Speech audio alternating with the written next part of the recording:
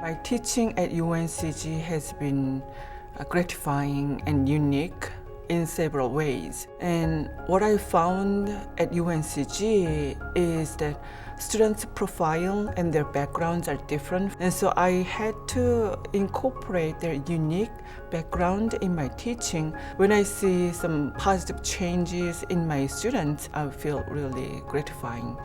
My experience at UNCG has been fantastic. I think for the first time in my career, I have found a family. Now, I cannot stress how much I love working with the Public Health Education Department and its faculty around the dinner table.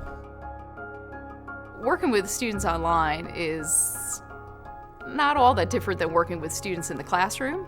You definitely have to interact with them differently. You have to set up times to have conversations. You might use Google Hangout, you might use the telephone. A lot of times it's talking with your fingers. But in the end, you really are able to make good connections. It's interesting because when you start looking at online, you immediately think there's this distance and they don't see you physically.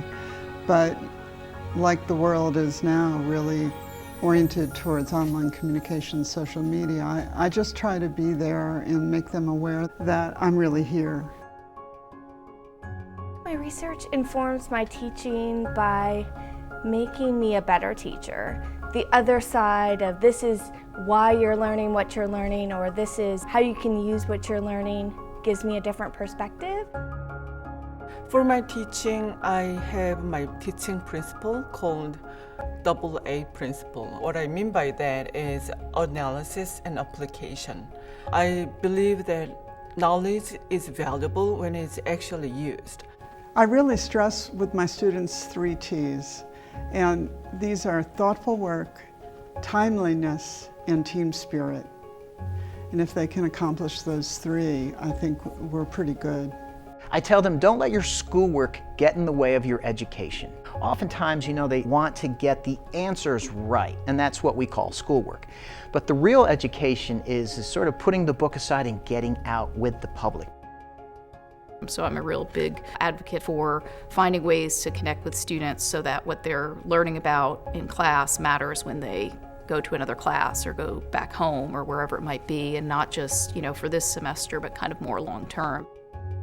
I love teaching, I love the students. I teach organic chemistry, which is challenging sometimes, but at some point in the semester, a lot of students will get this moment where it just all sort of clicks, and that's really fun to see. Receiving this award is just such an honor. It makes me really proud to know that I've been able to make a difference in the lives of my students, and that I've also been able to kind of join the company of others who've received the award before me. I think it's a celebration of what I've been pursuing for a long time. It seems to me to mean that I've done something right and on behalf of something bigger than myself. I really love teaching, and teaching is really important to me, so being recognized for that is amazing. For students to thank me in this way by taking the time to write something about me, I can't pay it back, but the only way I can pay it back is to give them the same enthusiasm and love for the field that I have tried to do every class that I've ever taught.